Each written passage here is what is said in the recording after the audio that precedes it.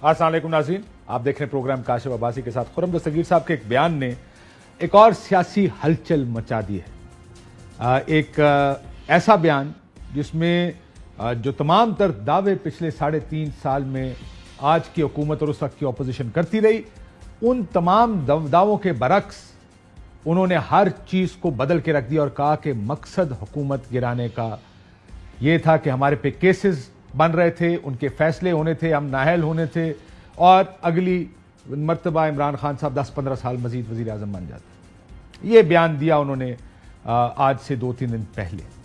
बार बार कहता हूं, बड़े अरसे से कह रहा हूं कि पाकिस्तान की सियासत किसी असूल के तहत, किसी जाब्ते के तहत नहीं होती, कुर्सी की पॉलिटिक्स है। यहां पर असूल के नारे हों, किसी रॉन्ग डूइंग के नारे हों, ये तमाम तर नारे किसी सियासी मकसद के लिए लगाए जाते हैं और वो सियासी मकसद आप देखते रहे हैं कि कुर्सी यानी कोई भी हुकूमत में आ जाए, वोट का इज्जत दो का नारा कुर्बान करना पड़े, उसके लिए भी सियासी जमातें तैयार हैं। जमहूरी पसंद जमातें डील करने के लिए हर वक्त तैयार और बेचैन रहती हैं कि किसी तरह हमें मौका मिल जाए, हम डील कर जाएं और किसी तरह हम अपने आप को हुकूमत में लाने के लिए एक उम्मीदवार साबित कर दें। यह है पाकिस्तान की सियासत और यही पिछले कितने सालों से पॉलिटिक्स हम देखते आए हैं।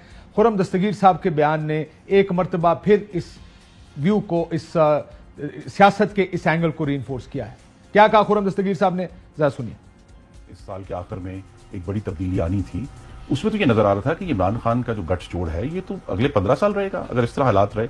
और जिस तरह के उनके प्रोग्राम थे, हम सब ने डिस्क्वालीफाई होना था इस साल के आखिर में, तमाम जो अपोजिशन की लीडरशिप है। कुछ माह पहले जो कहा कि हम नैब के कुछ 100 जज और हायर कर रहे हैं और हम सारे केसों को एक्सपेडाइट करेंगे, तो उस मैस लेवल के ऊपर, मैस लेवल पे डिस्क्वालिफिकेशन होनी थी। बिगिनिंग शहबाज शरीफ डाउनवर्ड, शाहिद खान अब्बासी, हसन इकबाल और ऑल ऑफ अस, सिर्फ मुस्लिम लीग नून की नहीं। आपके ख्याल में जो कोलिशन बनी है वो इसी वजह से बनी है कि इमरान खान साहब के तो फाशिस्ट प्लान्स थे ना इस मुल्क के ऊपर हमला करने के।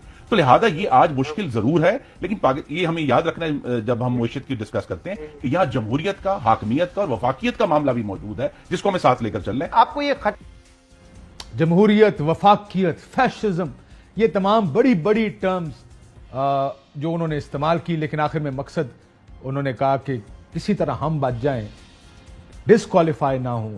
ऐसा लगता है उनकी बयान को सुन के जैसे चाहे कोर्ट्स हों, चाहे मिलिट्री इस्टेब्लिशमेंट हो, जहां पर सारे इकट्ठे हो जाने थे और मुस्लिम लीग नून और इत्तेहादियों का तिया पांचा कर देना था। लेकिन यह है आज राना सनाउल्लाह साहब ने भी इस बयान की तौसीक की। कैसे की, जा सुनिए। आपको यह खदशा था कि दोबारा इमरान खान लोगों को जेल में डालेंगे, कन्विक्ट करवाएंगे, या बाकायदा कोई मालूमात थी आपके पास कि इमरान खान ये करने जा रहे हैं? ये बाकायदा मालूमात थी जिसमें रिटायर्ड सेशन जजों को और उन रिटायर्ड लोगों को चुन चुन के अदालतों में लगाना था और जहां जहां पे जो है वो सियासी मुखालफीन, PMLN हो या कोई और जमात हो, उनके केसेस चल रहे थे, वहां पे उन सब को जो है ये इस 1 साल में सजाएं दिलाने का प्रोग्राम था। जजेस लगाने थे और सजाएं दिलवाने का प्लान था। 15 साल हुकूमत करने का प्लान था। वो तमाम लोग जो सियासत को फॉलो कर रहे हैं, करते हैं, बड़े अरसे से करते आए हैं, जब तक नो कॉन्फिडेंस नहीं थी आई, बहुत से लोगों का ख्याल था कि इमरान खान साहब अपनी मकबूलियत या गैर मकबूल होने के लो स्टेप पे है। यानी इससे ज्यादा गैर मकबूल इमरान खान साहब अपने 2011 30 अक्टूबर के जलसे के बाद नहीं हुए जितने अब हैं। बहुत से लोग तो ये भी कह रहे थे कि शायद पंजाब में सीटें लेना मुश्किल हो जाएगा तहरीक इंसाफ का, जिस तरह ये हुकूमत चल रही है। और इस चीज का इजहार मुस्लिम लीग नून और पीपल्स पार्टी के बहुत से लोग भी किया करते थे कि आप बाहर जाएंगे, आपको लोग जूते मारेंगे, आपको अंडे मारेंगे जब आप बाहर निकलेंगे। क्योंकि उनका ख्याल था कि इमरान खान साहब अनपॉपुलर हो गए। लेकिन कैसे ये हुकूमत बननी थी, कैसे किस हद तक धांधली होनी थी, ये खदशात का इजहार किया। लेकिन सियासत, जैसे मैंने पहले कहा, सियासत है क्या? इसी चीज का नाम है अपनी मर्जी के हिसाब से ट्विस्ट करते रहना। ये आपको याद होगा इमरान खान साहब की हुकूमत 2018 में बनी। 2019 में मौलाना साहब एक लॉन्ग मार्च लेकर आए थे, वो भी महंगाई के खिलाफ था और धांधली के खिलाफ था उस वक्त। किस तरह इनके व्यूज बदलते आए हैं पिछले कुछ अरसे में, सिर्फ ये दिखाना चाहते हैं कि आज यहां पर यह हुकूमत बन जानी थी, हमें सजाएं हो जानी थी। ये शुरू कहां से हुआ था? आपको याद होगा मौलाना फजल रहमान साहब 2019 में एक धरना लेकर आए थे। उस वक्त मैं सिर्फ आपकी खातिर यह बता दूं, डॉलर की कीमत थी 155 रुपए, पेट्रोल 113 रुपए का था, डीजल 127 रुपए का था जिस वक्त यह पहला लॉन्ग मार्च किया गया। मवाजना भी कर दूं, आज डॉलर जो इस वक्त 155 का था आज 210 रुपए से ऊपर जा चुका है। जो पेट्रोल 113 का था आज 234 रुपए 46 पैसे का है। डीजल 127 का था आज 264 रुपए का है। लेकिन उस वक्त मकसद डॉलर और पेट्रोल, एक नाअहल हुकूमत जो मेशत काबू करने में नाकाम है, उसके खिलाफ आना था। क्या कहा जाता था उस वक्त, सुनो। अब हम मुल्क को चलाएंगे, तरक्की देंगे इस मुल्क को, इसके मईशत को संभालेंगे। अब ये मुल्क तुम्हारा नहीं है, तुम्हारा रेट खत्म हो चुका है, इसलिए कौम के सरों से उतर जाओ। हम चलाएंगे क्योंकि तुम मुल्क नहीं चला सकते। सितंबर 2020 पीडीएम का इत्तेहाद बना और यह इत्तेहाद धांधली और मईशत के खिलाफ बना। डॉलर और पेट्रोल की कीमतों का बड़ा जिक्र हुआ इस इत्तेहाद के दौरान कि हम इसलिए सारे इकट्ठे हो गए हैं क्योंकि मुल्क बड़ी मुश्किल में है। उस वक्त ना केसेस का मसला था, केसेस का मसला तो रहा उनका हमेशा से, लेकिन मकसद यह था कि मुल्क मुश्किल में, हम आके इस मुल्क को बचाएंगे। सब लोग इकट्ठे हुए और एजेंडा बताया गया कि पीडीएम का एजेंडा क्या है। ऑल पार्टीज कॉन्फ्रेंस सिलेक्टेड वजीर आजम इमरान अहमद नियाजी के फौरी इस्तीफे का मुतालबा कर अक्टूबर 2020 के पहले मरहले में मुश्तरका जलसे मुनाक़द और रैलियां निकाली जाएंगी। जनवरी 2021 में इस्लामाबाद की तरफ फैसला कुन लॉन्ग मार्च होगा।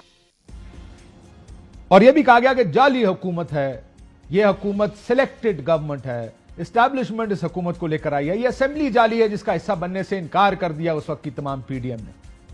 मुझे बताओ कि इस्तीफा देकर घर आ जाना चाहिए या इन जाली असेंबलियों में बैठे रहना चाहिए? इस्तीफे उठा के इनके मुंह पर मारने चाहिए। ये पड़े तुम्हारे इस्तीफे। जो इलेक्शन पाकिस्तान में हुए थे वो फ्रॉड इलेक्शन थे, बदतरीन धांधली का शिकार हुए थे। हम न उनके नताइज को तस्लीम करते हैं और न उस नताइज की बुनियाद पर बनने वाली हुकूमत को तस्लीम करते हैं। इस खराबी का हिस्सा हम नहीं बनना चाहते। आज जो पार्लियामेंट है, जो एक चोरी शुदा मैंडेट के नतीजे में वजूद में आई है, हम उसके अंदर इक़्तिदार की जंग नहीं लड़ना चाहते। मौलाना फजलुर रहमान का मौक़िफ़ था कि जी असेंबलियों में नहीं जाना चाहिए। हमारा मौक़िफ़ था कि अहम तरीन खबरें अब एक क्लिक की दूरी पर, आपके पसंदीदा टॉक शोज हों या अहम मुल्की या गैर मुल्की शख्सियात की न्यूज कॉन्फ्रेंसेस, हर लम्हा बाखबर रहने के लिए सब्सक्राइब करें हमारा YouTube चैनल। मौसम की सूरत हाल हो या खेल के मैदान से खबरें, अपने मोबाइल फोन से मुल्की और बैनुल-अक़वामी अहम खबरों तक रसाई के लिए डाउनलोड कीजिए मोबाइल ऐप। बावसूख ज़राए से मुसद्दिका खबरों, तज्ज़ियों और तबसरों से मुस्तफीद होने के लिए विजिट कीजिए पाकिस्तान की सबसे बड़ी न्यूज वेबसाइट www.arYnews.tv। इन सब के अलावा पाकिस्तान का सबसे बड़ा फेसबुक पेज हो, सबसे बड़ा न्यूज इंस्टाग्राम अकाउंट या फिर ट्विटर, ARY न्यूज पहुंचा रहा है खबरें सबसे पहले आप तक, ताकि आप रहें हर लम्हा बाखबर।